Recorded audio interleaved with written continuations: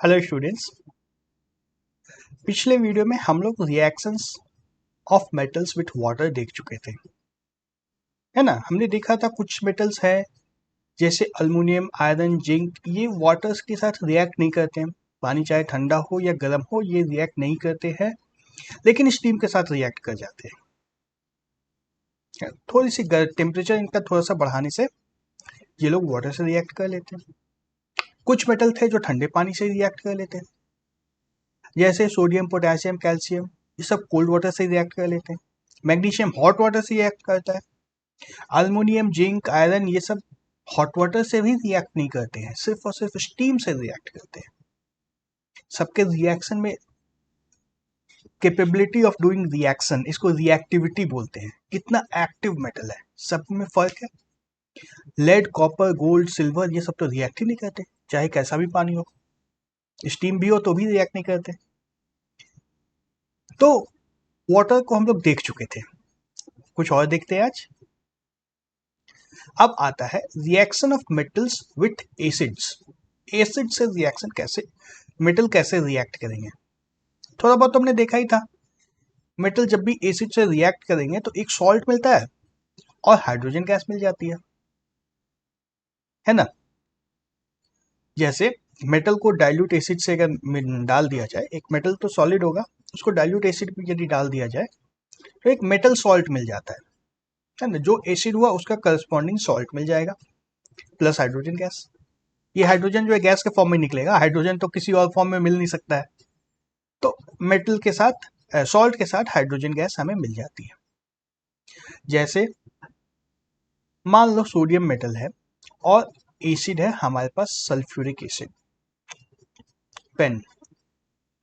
Sodium metal Na metal है, और चलो पहले HCl से कराते हैं। HCl डाइल्यूट है तो क्या मिलेगा, सोडियम क्लोराइड, हमारा फेवरेट नमक, प्लस H2 गैस। बैलेंस करना होगा इसको, ठीक है, बैलेंस कर लेना। अभी रिएक्शन हम लोग देख रहे हैं सर, है ना। सोडियम जब HCl से रिएक्ट करता है तो सोडियम क्लोराइड बनेगा। वही अगर सोडियम सल्फ्यूरिक एसिड से रिएक्ट करेगा तो सोडियम सल्फेट दे देगा, Na2SO4। बैलेंस नहीं कर रहा हूं मैं अभी, बस रिएक्शन बता रहा हूं, प्लस हाइड्रोजन, है ना। और मान लो सोडियम की जगह मैंने पोटेशियम रख दिया, यहाँ पे के रख देता है तो यहाँ पे के आ जाएगा, सोडियम की जगह पोटेशियम आ जाएगा। यहाँ पे सोडियम की जगह पोटेशियम रखेंगे तो यहाँ भी सोडियम की जगह पोटेशियम आ जाएगा। सिमिलरली कोई भी रिएक्शन लिख सकते हैं, बहुत ही सिंपल है, ये तो आसान है। तो बात कहाँ पे आती है, बात ये आती है कि हमेशा ऐसा ही होगा या कुछ और भी हो सकता है। हमेशा ऐसा ही होगा क्या, do all the metals react in the same way, क्या हर एक मेटल हर एक एसिड के साथ इसी तरह से रिएक्ट करेगा। जनरली तो ये होता है। कुछ एग्जांपल्स देखते हैं पहले। डाइल्यूट HCl के साथ यदि मैग्नीशियम को रिएक्ट करा जाए तो मैग्नीशियम क्लोराइड मिल जाएगा, प्लस हाइड्रोजन गैस। यदि अल्युमिनियम को रिएक्ट कराया जाए तो अल्युमिनियम क्लोराइड मिल जाता है, प्लस हाइड्रोजन। जिंक को यदि रिएक्ट कराया जाए तो जिंक क्लोराइड मिल जाएगा, जो भी है उसका क्लोराइड मिलते जा रहा है। आयरन के साथ रिएक्ट कराएगा तो आयरन क्लोराइड मिल जाएगा। हमने देखा सल्फ्यूरिक एसिड की तरह रिएक्ट कराएंगे तो सल्फेट मिल जाएगा। कोई दूसरे एसिड्स के साथ रिएक्ट कराएंगे तो करस्पॉन्डिंग उसका सॉल्ट मिल जाएगा। एक्सेप्शन कहाँ पे आता है, नाइट्रिक एसिड यदि हम लोग लेते हैं, नाइट्रिक एसिड क्या होता है, ये HNO3, इसको हम लोग नाइट्रिक एसिड बोलते हैं। नाइट्रिक एसिड जब लेते हैं तो कुछ और होने लगता है। जो जनरल रिएक्शन क्या होना चाहिए, मेटल यदि नाइट्रिक एसिड के साथ रिएक्ट करता है तो मेटल नाइट्रेट मिलना चाहिए, प्लस हाइड्रोजन मिलना चाहिए, होना यही चाहिए, बिल्कुल यही होना चाहिए, एकदम कॉन्सेप्ट सही सेट हुआ है, होगा, होना यही चाहिए। लेकिन ये तभी होता है जब HNO3 बहुत ज्यादा डाइल्यूट हो, बहुत ज्यादा डाइल्यूट हो। नाइट्रिक एसिड बहुत रिएक्टिव होता है, बहुत ज्यादा रिएक्टिव होता है, तो ये बहुत ज्यादा डाइल्यूट होगा तब तो ये रिएक्शन होता है। ऐसा रिएक्शन जल्दी नहीं देखने को मिलता है। मैग्नीज के साथ भी ऐसा ही रिएक्शन मिलता है, मैग्नीज के साथ भी ऐसा ही रिएक्शन मिलता है, और ये तभी होता है जब नाइट्रिक एसिड बहुत ही ज्यादा डाइल्यूट हो। डाइल्यूट नहीं होगा नाइट्रिक एसिड तो क्या होगा, अब सवाल यहाँ आता है। देखो, this reaction occurs when nitric acid is very dilute. अगर नाइट्रिक एसिड ये डाइल्यूट नहीं होता तो क्या होता?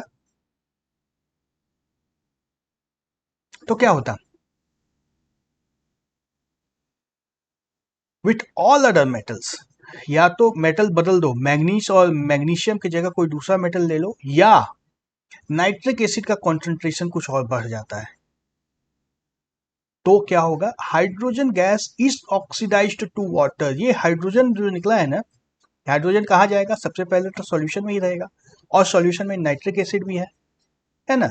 सॉल्यूशन में ही रहेगा ये, और सॉल्यूशन में नाइट्रिक एसिड भी है। तो वो नाइट्रिक एसिड क्या करेगा? Hydrogen gas is oxidised to water, इस हाइड्रोजन का वाटर बना दिया जाता है, and acid itself gets reduced to nitric oxides, N2O, NO, NO2 कोई भी ऑक्साइड बन जाता है। इसलिए इसका रिएक्शन लिखना थोड़ा सा मुश्किल होता है ना? इसमें से तीनों में से कौन सा कंपाउंड मिलेगा ये क्लियर कट नहीं पता है। जब ये नहीं पता है तो रिएक्शन हम लोग लिख नहीं पाते। लेकिन होता क्या है कि हाइड्रोजन गैस जो है ये तो ऑक्सीडाइज होकर वाटर बन जाएगा, हाइड्रोजन हमें नहीं निकलने वाला, कोई बबल फॉर्मेशन नहीं होगा, हाइड्रोजन नहीं निकलेगा। हाइड्रोजन नहीं निकलेगा तो कहाँ जाएगा वो हाइड्रोजन? प्रोड्यूस तो हुआ था, प्रोड्यूस हुआ था हाइड्रोजन, लेकिन मिल नहीं रहा है, कहीं ना कहीं तो गया है। कहाँ गया है वो? वाटर बन गया है, पानी में कन्वर्ट हो गया है, और गैस जो निकलेगी ना वो ये सारी गैस निकलेगी जिसको नाइट्रोजन ऑक्साइड्स बोलते हैं। जनरली सभी का अलग अलग नाम होता है, अभी उतना जानने की जरूरत नहीं है। ये नाइट्रस ऑक्साइड है, ये नाइट्रिक ऑक्साइड है, ये नाइट्रोजन डाइऑक्साइड है, इतने सारे नाम सभी जानने की जरूरत नहीं है। इन जनरल नाइट्रोजन ऑक्साइड्स मिल जाते हैं हमें। तो हमने क्या देखा? जनरल रिएक्शन, जनरल एसिड्स के साथ मेटल हमें देते हैं, metal salt plus hydrogen gas. लेकिन उसका एक्सेप्शन भी है, नाइट्रिक एसिड के साथ हाइड्रोजन गैस नहीं मिलती है, हाइड्रोजन ऑक्सीडाइज हो जाता है वाटर में। तो अब हमने देखा कि नाइट्रिक एसिड बहुत ज्यादा रिएक्टिव है, जनरल जो सारे एसिड्स है उनसे ज्यादा रिएक्टिव है। तो उसके बाद एक आता है एक्वा रीजिया। क्या होता है ये? नाम सुना है क्या? जो जान लेंगे, अभी नहीं सुना है तो कोई दिक्कत नहीं है। Aqua regia is Latin for royal water. Royal water था लैटिन में, पीते नहीं थे वहां पे वो लोग, लैटिन लोग इसको पीते नहीं थे। This is specially prepared mixture of concentrated hydrochloric acid and concentrated nitric acid in the ratio 3:1। Hydrochloric acid और नाइट्रिक एसिड दोनों कॉन्सेंट्रेटेड है, किस रेशियो में? 3:1 की रेशियो में। ये इस तरह से 300 ml नाइट्रिक एसिड लिया है, 100 ml हाइड्रोक्लोरिक एसिड लिया है, दोनों ही कॉन्सेंट्रेटेड है। तो हमें जो मिलता है एसिड उसका नाम है एक्वा रीजिया। तो ठीक है, इसमें स्पेशल क्या है? कॉन्सेंट्रेटेड नाइट्रिक एसिड है, कॉन्सेंट्रेटेड हाइड्रोक्लोरिक एसिड है, इसमें स्पेशल क्या है? स्पेशल ये है कि it can dissolve gold. Even gold को भी ये रिएक्ट कर देता है, गोल्ड से भी रिएक्ट हो जाता है। Even though neither of this acids can do so alone. अकेले अकेले ना नाइट्रिक एसिड गोल्ड से रिएक्ट कर पाता है, ना हाइड्रोक्लोरिक एसिड रिएक्ट कर पाता है। गोल्ड का रिएक्शन किसी से नहीं होता है, लेकिन इन दोनों का मिक्सचर यदि लेते हैं तो रिएक्शन हो जाता है। पता नहीं क्या होता है अंदर, कुछ तो खिचड़ी पक रही होगी हाइड्रोक्लोरिक एसिड और नाइट्रिक एसिड के बीच में, दोनों मिल करके इसी कॉन्सेंट्रेशन में, इसी रेशियो में जब मिलते हैं तो गोल्ड के साथ रिएक्ट कर जाते हैं। तो एक्वा रीजिया क्या है? It is a highly corrosive fuming liquid. It is one of the few reagents that is able to dissolve gold and platinum। सबसे ज्यादा रिएक्टिव एसिड है ये, कुछ भी डालो ये उससे रिएक्ट कर जाएगा, कितना भी यूजलेस चीज डाल दो उसमें रिएक्शन करवा देगा ये। ठीक है, तो लैब में यदि कहीं दिख जाए एक्वा रीजिया तो उससे दूर ही रहना, बहुत रिएक्टिव होता है। बॉटल के बाहर भी कुछ ना कुछ लगा हुआ होगा ही। और इसकी खास बात यह है कि देखो यहाँ पे लिखा है फ्रेशली प्रिपेयर्ड। ये फ्रेशली प्रिपेयर्ड मिक्सचर होगा तभी काम करेगा। अगर ये थोड़ी देर रह गया तो पानी में से ही, एटमॉस्फेयर में से ही ये ले लेगा वाटर और उससे डाइल्यूट हो जाएगा। ठीक है, तो ये ताजा ताजा प्रिपेयर होना चाहिए, नहीं तो ये जिस बॉटल में रखा है उसी से कहीं कुछ रिएक्ट कर लेगा, एटमॉस्फेयर से कुछ रिएक्ट कर लेगा। इसको ज्यादा देर स्टोर नहीं कर सकते हैं, जैसे ही स्टोर किया ये डाइल्यूट होने लगता है, इसका पावर कम होने लगता है। ओके, ये एक स्पेशल कंपाउंड था। फिर आता है reaction of metals with solution of other metal salts. Metal का रिएक्शन करवा रहा है, किससे करवा रहे हैं? दूसरे मेटल सॉल्ट से। जैसे सोडियम क्लोराइड एक सॉल्ट है ना, पानी में मिला लो, मेटल सॉल्ट हो गया सोडियम क्लोराइड, उसको कैल्शियम से रिएक्ट करा दो या पोटेशियम से रिएक्ट करा दो या आयरन से रिएक्ट करा दो, किसी से भी रिएक्ट करा के देख सकते हैं। जरूरी नहीं कि हर बार रिएक्शन हो, लेकिन हो सकता है कभी हो सकता है कभी ना भी हो। तो क्या होता है इस हालत में? reactive metals can displace less reactive metals from their compounds in solution or molten form। जो ज्यादा रिएक्टिव मेटल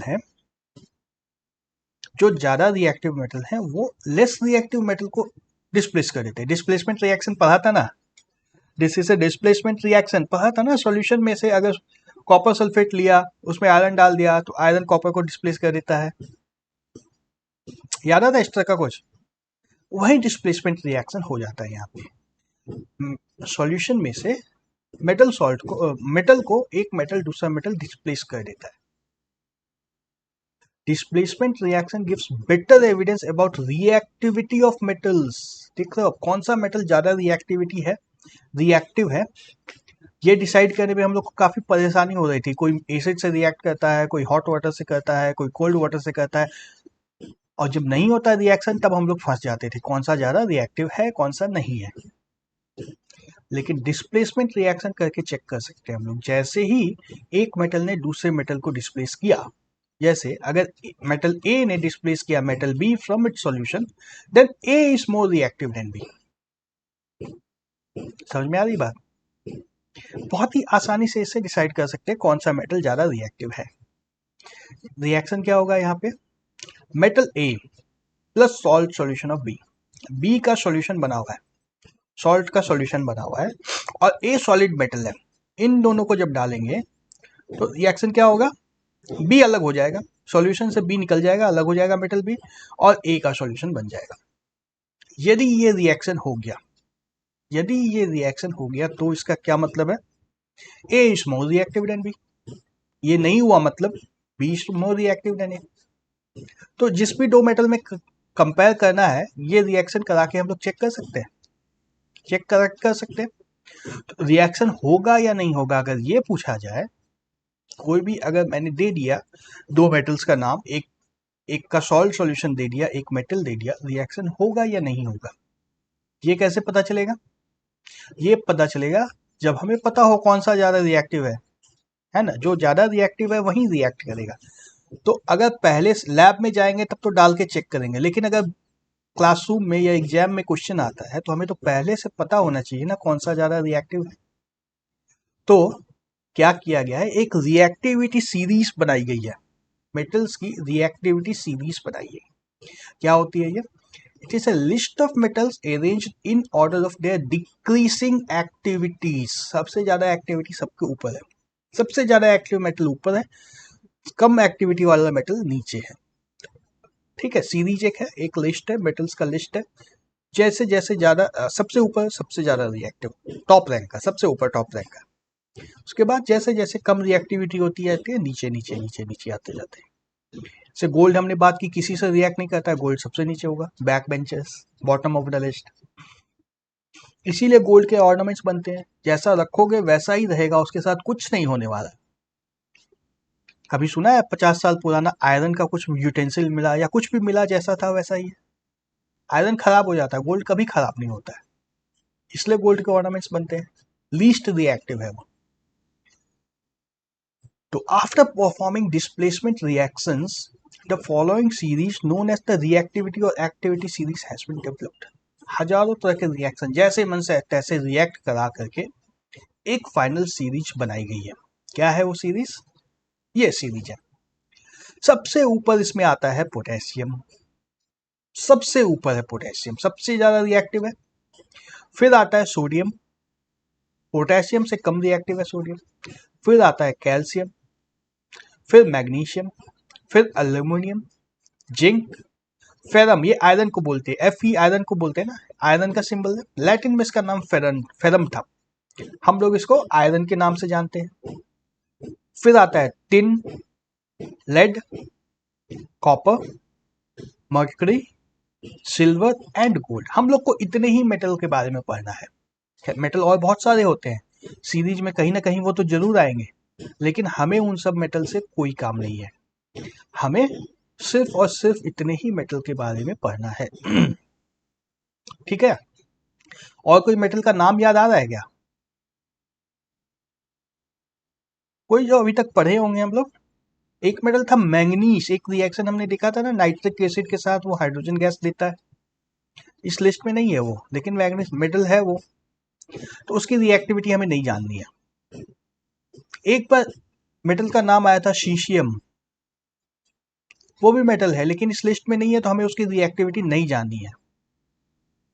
ठीक है, कई मेटल्स हैं जो हो सकता है नाम कभी सुने हो सकता है नहीं भी सुने हो, कोई दिक्कत नहीं है। हमें सिर्फ इतने ही मेटल्स के बारे में जानना है, जो नहीं जानना है उसके बारे में टेंशन नहीं लेने का। तो याद रखना है क्या, पोटेशियम सबसे ज्यादा रिएक्टिव है। वाटर के साथ भी हमने देखा था कि हाइड्रोजन गैस जो निकलती है वो भी बर्न हो जाती है पोटेशियम से। सोडियम को हमने देखा था एटमॉस्फेयर में खुद ही बर्न हो जाता है, कुछ जलाने की जरूरत ही नहीं पड़ती, इसको बचाना पड़ता है जलने से। कैल्शियम, चूना, स्लेट क्लाइम हमने देखा था पानी कितना गर्म हो जाता है उसमें। मैग्नीशियम एटमॉस्फेयर में भी जल जाता है बहुत आराम से जलाने से। पोटेशियम, सोडियम ये सब तो अपने आप जल जाते हैं, जलाना भी नहीं पड़ता था। मैग्नीशियम जलाने से जल जाता था, वाटर से भी रिएक्ट कर देता है।